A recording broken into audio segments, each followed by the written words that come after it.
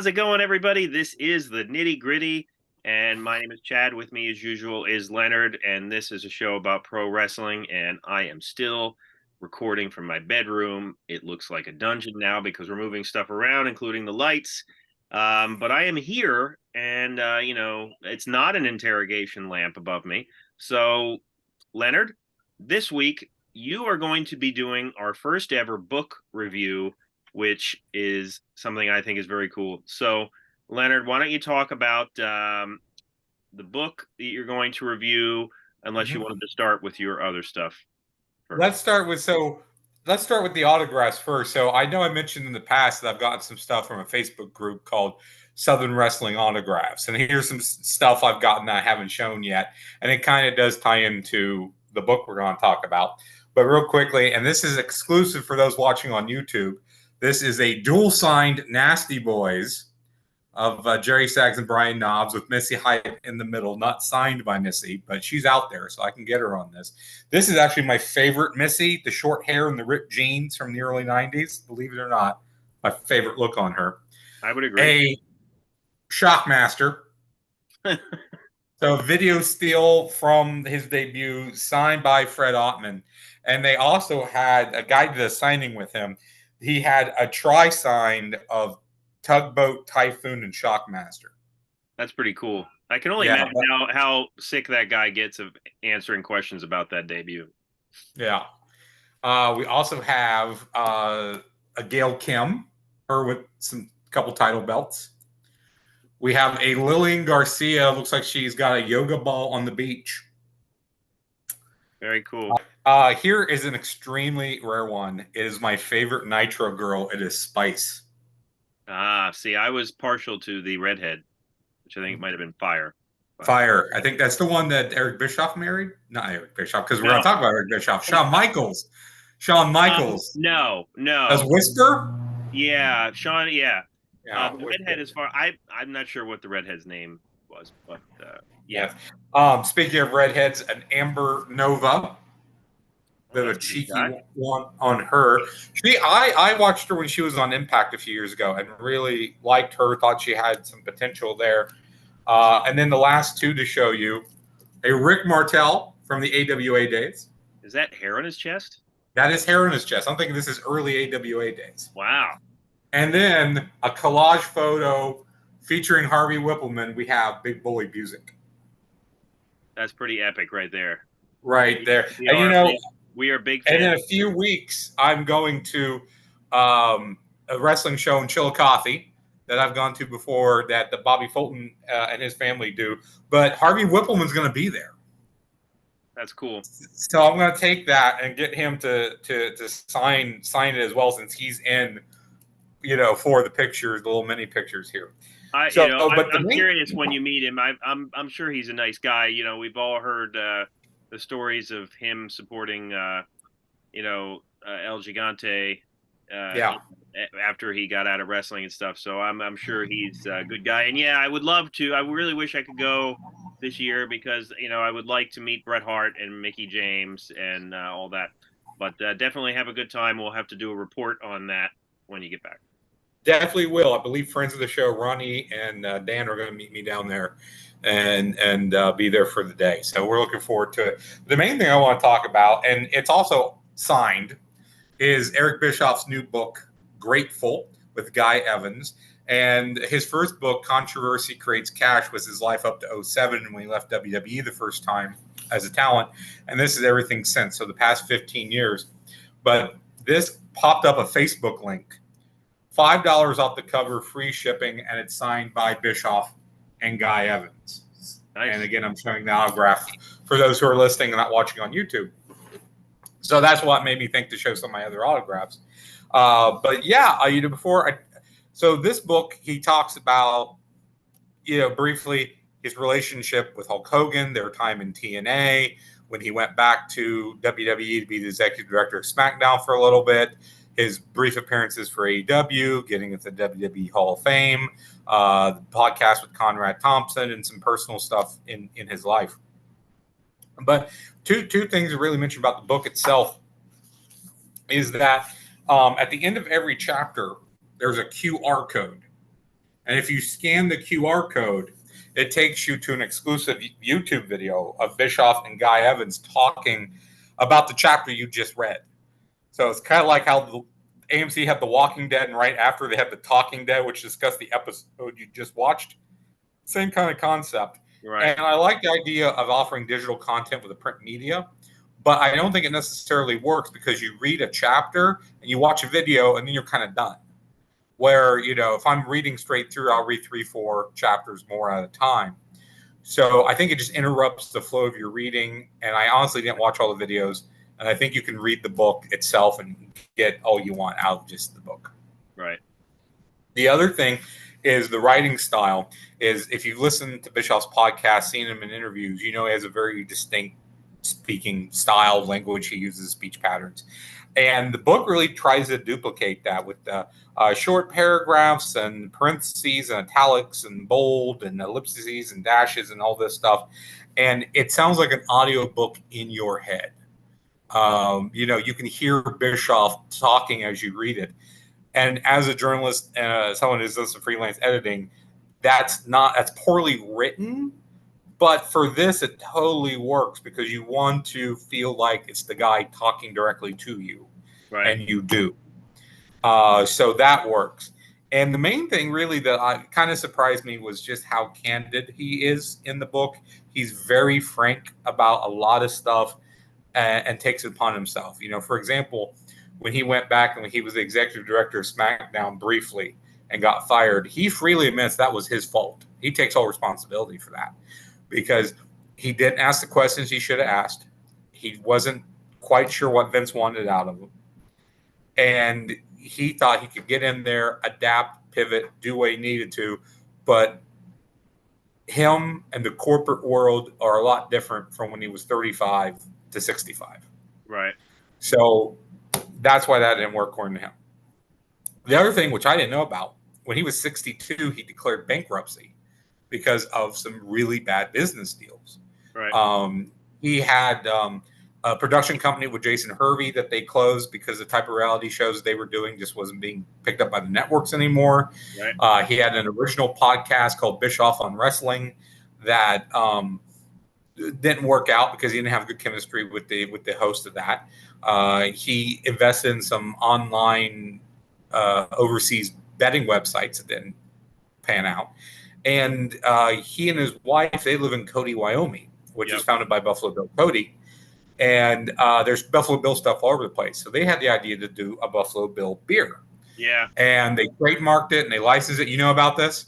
I do. And mean, I'm sure you're going to answer this question, but so for anybody out there that, tries different beers regularly, there's an app called Untapped.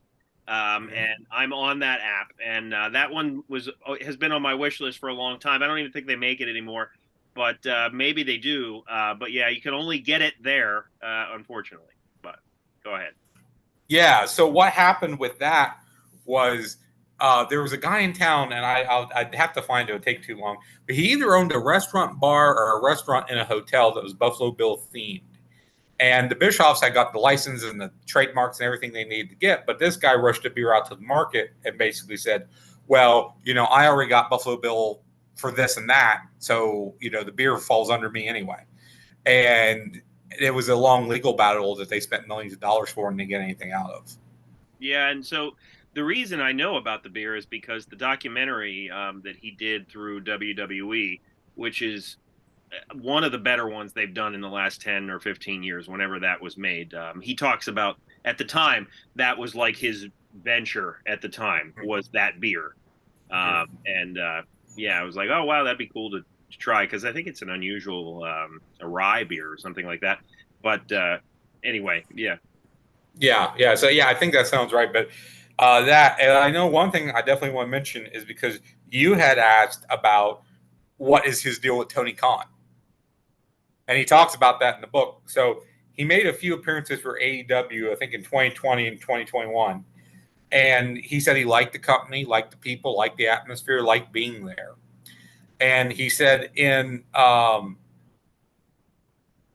Twitter, I guess it was, and I have it open here, Tony Khan made a comment. He says, I've never met Ted Turner. It's very possible Ted Turner is smarter than me, but he didn't know 1% of what I know about professional wrestling or WCW would still be on TNT/TBS. So Eric Bischoff is fiercely loyal to his family, to his friends, and to certain people in this life he respects, which includes Ted Turner. So this cheesed him off. And then he responded on his podcast. He said, if Tony were to call me and ask me for any advice, here's what it would be. Shut up and wrestle, dude. Just put on the best product you can, and you've proven you can. Focus on that. Now, this is where coming from me, right? The guy who challenged Vince McMahon, the guy who gave away their finishes. But here's the difference. I was actually competing with him. I was going head-to-head, real head-to-head. Like my show started the same time his show started each and every week. So apparently Tony Khan hears that, gets upset. A mutual friend of theirs in AEW, and Eric doesn't say who, sends him a text. Hey, Tony's upset about what you said. Eric's like, don't worry. I'll give him a call. I'll put a Band-Aid on this. Don't worry. He calls Tony Khan. He leaves a voicemail. Basically says, hey, Tony, I heard you were upset about some of the stuff I said. I was upset about some of the stuff you said. Give me a call. We'll talk it out. It's cool. And so he let the friend know, hey, I left Tony a voicemail. The friend said, hey, Tony, let me know he got your voicemail, but he's in meetings all day. He'll get back to you. Tony Khan never called him. And that's why Eric Bischoff hates Tony Khan, because Tony Khan did not have the guts to call him back. Well, okay.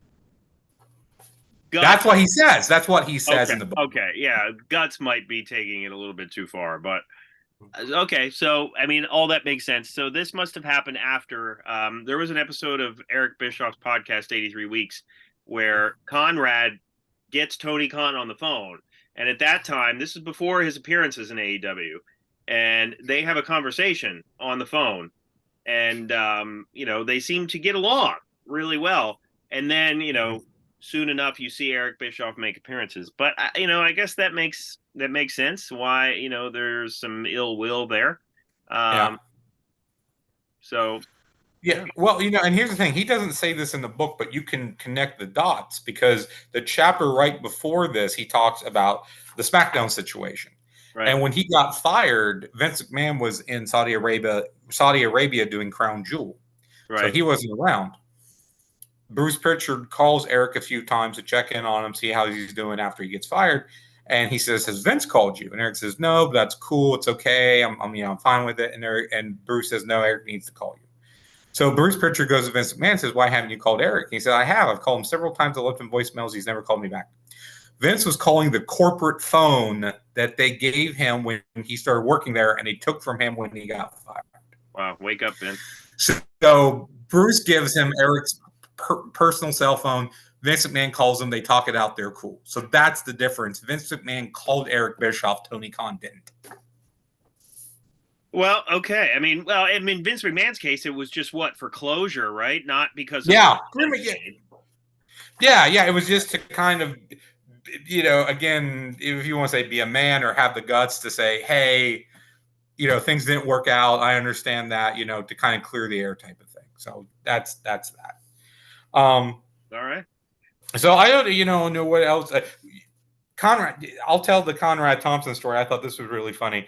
So in the acknowledgments, he acknowledges his wife, his 2 kids, and Conrad Thompson. That's it. If that tells you anything.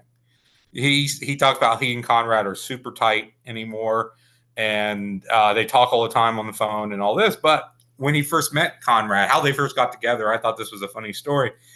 Eric Bischoff runs into Bruce Pritchard out and about and talks about the podcast that he does with Conrad.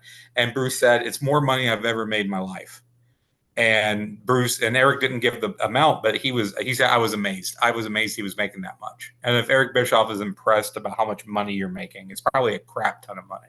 Right. And this was again after the bankruptcy.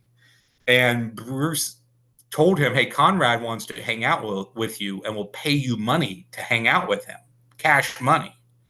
So he gave Eric Bischoff an appearance fee to appear at his house. Flew him from Wyoming to Alabama, put him up in a hotel, drove him around, gave him good food, good whiskey, good beer, and said, hey, hang out in my basement, talk with me and 5 or 6 of my friends about wrestling.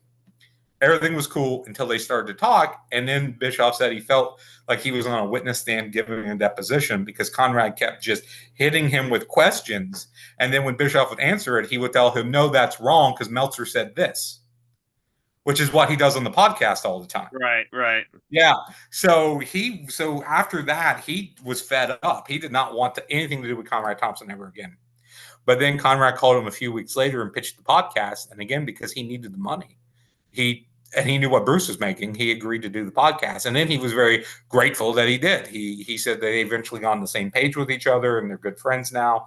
And another thing he's candid about was Conrad mentioned how Eric asked Conrad, well, what do you want to do? And he said, well, I want to talk about the Monday Night Wars week to week. And Eric says, nobody cares about that anymore. It's been done to death. They've done books and specials and podcasts and everything. No one cares.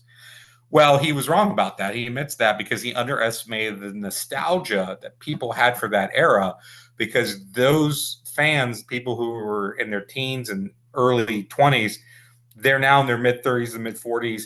They have the disposable income. They listen to podcasts a lot, and that's what they want to hear about. So again, my biggest takeaway that I can say about the book is Eric is, I think, super, super honest. Right. Well, as honest as he can be, because it's all filtered through, his personal lens. But he's very, candid. He takes responsibility. He admits when he's wrong. To sum up, and there's other things I could talk about the book, but we don't need to, keep going on. But my summary would be that if you're not a wrestling fan, you probably wouldn't enjoy the book. But if you are and of that era, I think you will. And like me, I think you'll be kind of impressed with just how candid he is on the things from past 15 years, which again is some more obscure stuff. It's not the main WCW years or his time in AWA, but now I want to go back and read his first book that I know covers that stuff. Right. Well, yeah, I mean, Bischoff on the podcast is like very much like a guy who will, you ask him one question and he'll talk for like 25 minutes about that one small question. He kind of goes off, not tangents necessarily, but I don't even want to say ramble because that's like a negative connotation, but like that's kind of what happens. So yeah, I mean, I'm glad to hear that you enjoyed the book. I'm very behind on some of my wrestling books. Like I have a bunch stacked, out in the hallway that I need to get to, but I am going to check that one out for sure. So yeah, maybe after you read it, you can come back and you can critique by critique. Okay. All right. Well, if you have read the Eric Bischoff book, Grateful, let us know what you thought of it in the comments section.